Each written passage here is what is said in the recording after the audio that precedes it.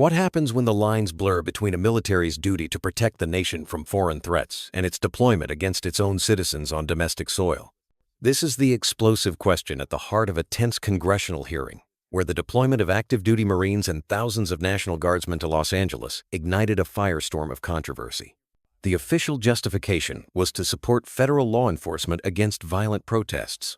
But to critics, it was a dangerous and unprecedented political stunt, a show of force that cost taxpayers a staggering $134 million and disrupted the lives of thousands of service members pulled from critical missions around the globe. In a dramatic confrontation, one lawmaker, a veteran himself, takes on the Secretary of Defense in a relentless grilling session. He seeks to expose what he calls gross mismanagement and a shameful politicization of the armed forces. The Secretary, in turn, defends the mission as a necessary response to chaos and a defense of federal officers under attack. Was this a legitimate action to restore order, or a reckless abuse of power that sets a disturbing precedent? The heated exchange that follows is more than just political theater. It is a battle over the very soul of American civil-military relations. And it forces us to ask a deeply unsettling question. Who is the military truly meant to serve and protect? Physically assaulted and arrested for attending Secretary Noem's press event. The mere fact that he showed up, he was forcibly removed. Is this how you would treat a member of Congress who attends your press event, whether invited or not? Well, I've been here for 5 hours, sir. I don't know about that. I'm just asking, would you have me forcibly removed from your press event? I'm not going to speculate on a hypothetical. I'm sure there's more context. I'll take that as a yes. Mr. Secretary, does the DOD have any plans to allow the military to follow the orders of President Trump when his order violates the Constitution? Yes or no? I reject the premise of that question, which is that President Trump is ordering unconstitutional orders. I'll take that as a yes as well. Mr. Secretary, the deployment of active duty Marines to California is incredibly disruptive to the lives of service members who are being drawn into the president's publicity stunt. And I want to know how you're planning to take care of these troops. So will you commit to sending my office and this committee a detailed plan on how you plan to house and feed the 700 Marines and potentially thousands of Marines? What's disruptive is when concrete blocks are thrown at the heads of ICE officers. And so we're proud that National Guardsmen and Marines have responded in real time to help defend those federal law enforcement officers. So do you have a plan? Do you have a plan to house Not only do we have a plan, but it's been a focus of mine. I've held a riot shield before in a riot. I recognize what it means to respond in real time without enough time. Mr. Secretary, will you get me that plan, everything they can please? as fast as they can, and we have a plan for that. Mr. Secretary, I reclaim my plan. Chairwoman, LA Mayor Bass stated that the area placed under the recent curfew is around 1 square mile. Is that the same area where service members will be deployed? Service members are in Los Angeles to defend law enforcement, ICE agents, and facilities. So essentially you're telling me that American people that a 1 square mile block of LA, and for the record, LA County is over 4,700 square miles, warrants the deployment of 700 Marines and the federalization of 4,000 California National Guardsmen. You testified earlier that you will send in the military to protect local law enforcement. Did LAPD Police Chief McDonnell ask you for your help? I read reports on a regular basis. Did he ask for your help? From ICE agents I'll take that as a no. More grateful. Did LA Sheriff Luna ask for you to send in the military, Mr. Secretary? Did LA Sheriff Luna ask you to send in the military? Yes or no? I don't work for the LA Sheriff, sir. Well, you said you sent them in to support the military, but they didn't even ask for your, to support law enforcement, but they didn't even ask for your help. Have you been to Los Angeles in the last 7 days? My team is, from the top down, focused on making sure Los Angeles I'll also take that as a no. How did you arrive at the decision not to coordinate with local law enforcement and the governor's office on the initial deployment? It would be great if the governor attempted to actually coordinate instead of grandstand. All right, so I believe you're secretly deploying troops to an area without coordinating with local officials is somehow not disruptive and to the logistical and operational conditions on the ground. You agree with that? I would need you to repeat the question, sir. Does the department plan on coordinating with Governor Newsom's office on local law enforcement going forward, Mr. Secretary? We've coordinated with local law enforcement quite well, but the governor's been an obstruction to that, of course.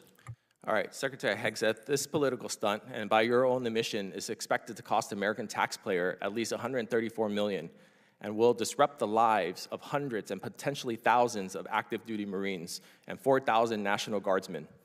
That's $134 million and thousands of personnel diverted away from critical missions in the Indo-Pacific, where China is rapidly expanding from Europe, where NATO needs US support amid growing Russian aggression, and from CENTCOM, where tensions are escalating so critically that your own General Kurilla had to cancel all his testimony in Congress today. Your redirection of combat-ready troops from real-world national security threats to manage a domestic protest is gross mismanagement and a slap in the face of service members whose lives are disrupted throughout this event. As a veteran myself, it's a disgrace, and you should be ashamed. I yield back. The gentleman's Madam time Chair, has expired. Madam Chair, can we add into record, please, that the gentleman from California has just stated that it is okay to have 1 mile of complete criminality in L.A. so long as it doesn't cover the 4700. That was not my statement. Madam Chair, that it's Mr. Mills, okay. Mr. Mills has not been This recognized. is absolutely Either gentleman, You're either putting words in gentleman my is mouth, recognized. Congressman. Have the right Mr. you have not been Chair, recognized either by gentleman the is chair. recognized. The chair now neither have you. recognizes the Controls the time. congressman And neither have from you, Mr. Louisiana, Mr. Higgins. In the crucible of a congressional hearing, the exchange between Congressman Derek Tran and Defense Secretary Pete Hegseth serves as a masterclass in political accountability and strategic interrogation. This was not a dispassionate quest for facts. It was a prosecutorial examination designed to construct a damning public narrative against the administration's use of military force on American soil. Tran's performance can be deconstructed through the distinct lenses of his argumentative logic, his deliberate attitude and tone, and his adaptive reactions to the Secretary's testimony. His central argument, woven through a carefully structured line of questioning, is that the deployment of active-duty Marines and federalized National Guard troops to Los Angeles was a reckless, politically motivated overreach. He posits that it was logistically ill-planned, executed without proper local coordination, and strategically detrimental to national security. He begins not with logistics, but with a foundational issue of respect for fellow lawmakers, citing the alleged assault and arrest of Senator Padilla for merely attending a press event. This opening salvo immediately frames the administration's actions as hostile and authoritarian, setting a confrontational tone. From there, Tran escalates to a question of ultimate principle. Would the Department of Defense follow an unconstitutional order from the president? This is a classic strategic move, a loaded question designed to box the witness in. A yes would be a constitutional crisis. A no could be seen as insubordination. Secretary Hegseth's rejection of the premise is met with Tran's immediate rhetorical flourish. I'll take that as a yes as well. This move reveals Tran's objective is not to get an answer, but to score a political point by interpreting any evasion as an admission of guilt. The logical progression of his argument is clear. He moves from the high-minded constitutional questions to the tangible welfare of the troops, repeatedly demanding to see a concrete plan for housing and feeding the deployed Marines. This pivot is effective, as it contrasts the administration's grand justifications with the mundane but critical reality of logistical preparedness. He then masterfully uses data to challenge the proportionality of the response. He juxtaposes the 1 square mile curfew area mentioned by LA's mayor with the vastness of LA County's 4,700 square miles, questioning the need for 700 Marines and 4,000 National Guardsmen for such a contained issue. This use of specific numbers serves to frame the deployment as a dramatic overreaction. The linchpin of his argument, however, is the exposure of a lack of coordination. By asking pointedly if the LAPD chief or the LA sheriff requested military assistance and receiving evasive answers, Tran systematically dismantles the Secretary's claim that the deployment was to protect local law enforcement. The Secretary's admission, "I don't work for the LA sheriff, sir," is a critical, unforced error that Tran expertly exploits, showing that the federal government acted unilaterally, not in support of local leaders who never asked for help. His final summation is not a question, but a verdict. He lays out the cost $134 million and the strategic opportunity cost, listing the critical global hotspots like the Indo-Pacific and Europe, from which these combat-ready troops were diverted. This powerful conclusion recasts the domestic deployment not just as a local issue, but as a self-inflicted wound to national security. Tran's tone throughout the exchange is relentlessly aggressive and prosecutorial. He employs sharp, accusatory language, labeling the deployment a publicity stunt and a political stunt from the outset. This is not the language of inquiry. It is the language of condemnation. His insistence on yes or no answers is a classic interrogation tactic used to eliminate nuance and force the witness into a corner. His choice of words is deliberately designed to provoke an emotional response and to create memorable sound bites. Phrases like gross mismanagement, a slap in the face of service members, and it's a disgrace, and you should be ashamed are imbued with moral outrage.